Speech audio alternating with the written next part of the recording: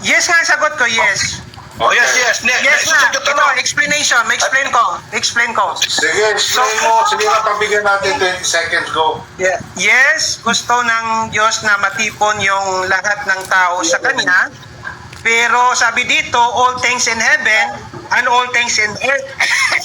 Yung mga lahat ng tao dito ay yung mga tao na Kanyang pinili. Kasi makikita natin, hindi lahat ng mga bagay sa langit ay titiponin niya, katulad ng fallen angels. Kaya ng Diyos yan na matipon sa kay Kristo, kaya hindi namatay si Kristo sa kanila.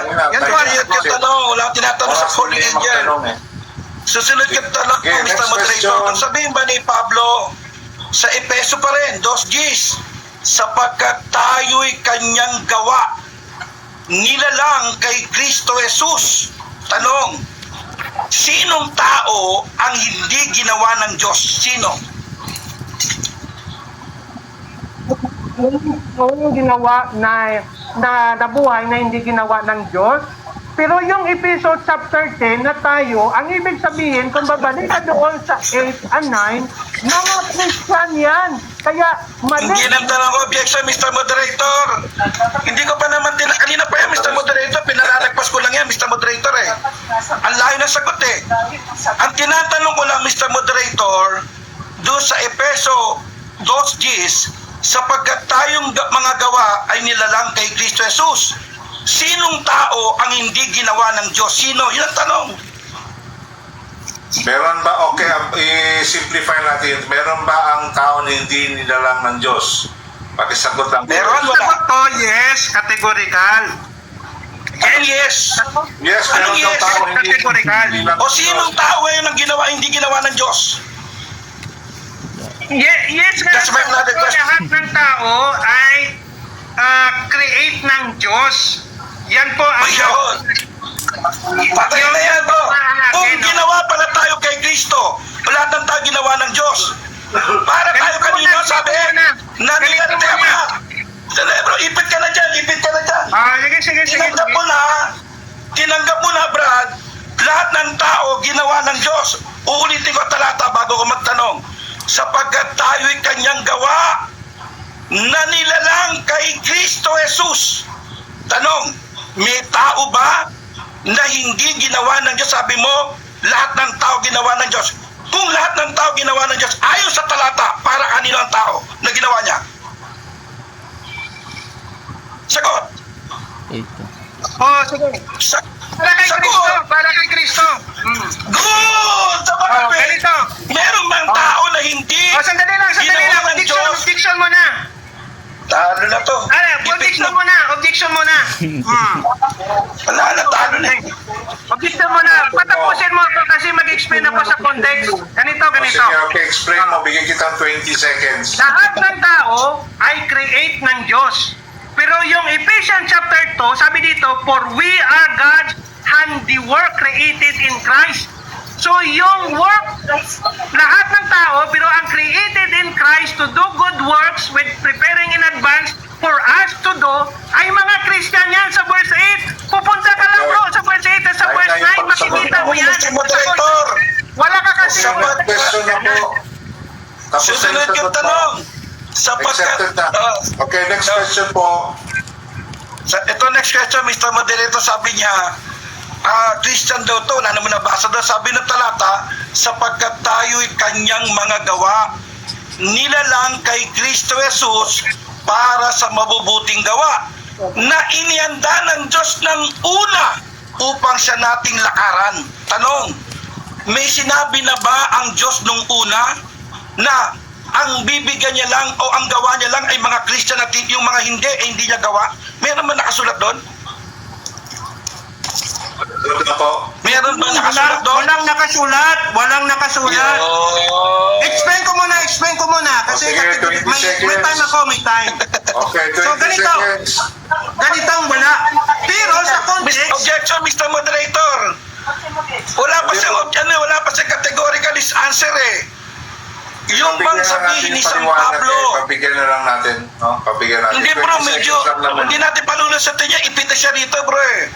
Tinanggap niya na Bigyan mo na Mr. siyang Pastor Dole. explanation niya. Opo. na siya dyan, bro. Ipit na siya dyan. Inaamin niya na kanina, lahat ng tao ay gawa ng Diyos na nilalang kay Kristo Jesus para sa mabubuting gawa. Tanong, nung bang ginawa ng Diyos ang mabubuting gawa, may nakalagay bang Kristiyano lang ang gagawa ng mabuti na gusto niya? May nakalagay ba? Okay. Meron, wala. Mayroon. Anong talata? Okay. Dali, sagot niya meron. Mayroon. Sa tanong muna, sagot niya meron. Sige, paliwanag ka, 20 seconds. Yung we ay first plural pronouns na nag-replace sa kay Paul at sa mga Ephesian believer. Ang leading... Ano ang ganun dun eh? Sandali lang. Babasahin ko ulit talata, Mr. Moderator. Bigyan na muna ako ng tao na to eh. Mr. Moderator, hinahanap ako ng talata. Objection muna, Ang binabasa sa English. Bro Herman, hindi ka marunong mag-debate. Hindi ikaw hindi marunong. Ang hinahanap ko, bro, talata. Bro Herman, sasagutin ko yung sagot mo. Kanina ka Makinig ka muna, hindi ka marunong Objection, mag-debate. Pastor Don, ha? Huwag mo palalabasin yan, Mr. Moderator. Kanina pa, nag-o-object ka, pero pinapalaas ko lang. Hindi ko na siya palalagpasin itong pagkakataong ito, bro. Ang linaw naman eh. Ang tinatanong ko, talata na nung una pa lang, ang gagawa lang ng mabuti ay yung mga Kristiyano. Saan talata nakasulat doon sa Efeso 2:10 na ang ginawa lang ng Diyos para gumawa ng mabuti ay Kristiyano? Ulitin ko talata. Sapagkat tayo'y kanyang gawa. Inamin niya na yung kanina eh. Lahat ng tao gawa ng Diyos eh. Na nilalang kay Kristo Jesus. O, asan yung talata na nagpapatunay na Kristiyano lang ang gagawa ng mabuti? Hindi marunong Asan siya nga? Asan yung verse? Hindi explanation. Talata. Anong talata? Bakit hindi mo sinusunod yung moderator? Makinig mo na sa moderator. Inihingi ko talata. Kapatid, huwag yung explanation mo. Yung may Meron mga past o wala? principle ka pa. Mayroon. Talata lang. Mayroon. Sige, Kristiyano. sagutin lang ang talata para matapos na natin ang Q&A. Oh, mayroon. Talata. Kristiyano lang ang gagawa ng Mayroon mabuti. Talata. moderator. Mayroon Sige, moderator. makita kayo, bro, ng... Sige, sumagot ka, Kobesh. Anong talata? Anong verse? Huwag ka munang magsabat. Sasagot ako. Huwag ka munang magsabat. Makinig ka muna Yes, sa kailangan verse muna. Sige, verse. Di ako titigil ako pag sige. sabi. Anong verse? Chapter 2, verse 10. Sige, basahin mo, Kristiyano. Okay. Sabi dito, for we, ang we ay first plural pronouns. Ang ibig sabihin ng we, si Paul included the Ephesian believer. Nilolokohan na tayo, Mr. Moderator. Ang linaw-linaw na pambruhin namin yan kanina eh. Hindi, kahit hindi gusto Mr. Moderator, huwag mo lang pakawalan niya, Mr. Moderator.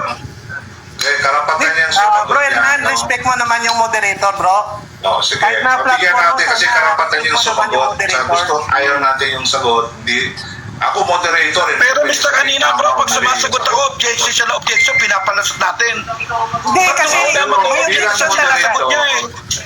No, bilang moderator, wala sa, hindi ako pwedeng sumagot na... Kaya nga, isa lang naman ang tanong, Mr. Moderator eh. Meron bang talata doon na nakasulat doon sa Efeso 2:10 na ang gagawa lang ng mabuti ay Kristiyano? Pinapayagan ng moderator, may pasensya ka ng pastor doon, na nagbibigay siya ng sarili niyang interpretasyon doon sa Efeso 2:10. Wala. Hinahanap ko yung talata. Tatawa na ako eh. O, sige. Natatawa talaga ako sa ginagawa niya, kapatid eh. O, next question na lang. Talata na kasi, para matapos na to. Talata kasi, wag yung interpretation mo. Sige, anong talata? Masahin ko yung talata para sa'yo. Anong talata? Na nakalagay doon, ang mga Kristiyano lang ang mga gawa ng Diyos. Nilalang Saan kay po ang Kristo talata Jesus. niya? Sa talata yun. Ito yung discussion namin, moderator, dito sa Ephesians 2:10. Kaya nagsabi ako na ang sinabi dito, ang gumagawa ng good work ay yung mga Kristiyano. O, sige. Okay, tanggap ko na sagot mo. Ephesians 4:10. Sige. Okay, yan po ang sagot niya, Ephesians 4:10. Tapos Sige, na tayo. yun na lang sagot niya, kapatid. Okay. Ngayon, susunod kong gano'n tanong, Mr. Moderator. Wala nang time. Ito, tanong ko, Mr. Moderator, maganda to eh. Kung Oh, gawa sige. tayo ng Diyos, sabi mo kanina, inaamin mo na Moderator, record objection yan. mo na. Objection mo na, Tanong na nga ako eh. Hindi, objection mo na. Wala pa akong tanong, object ka na. Hindi, ano yung object mo? Wala pang tanong. Anong Hindi nagsasagot ako, hindi nga pinatapos. Kaya nag-object ako. Para Tapos na nga, maliwanag. bro.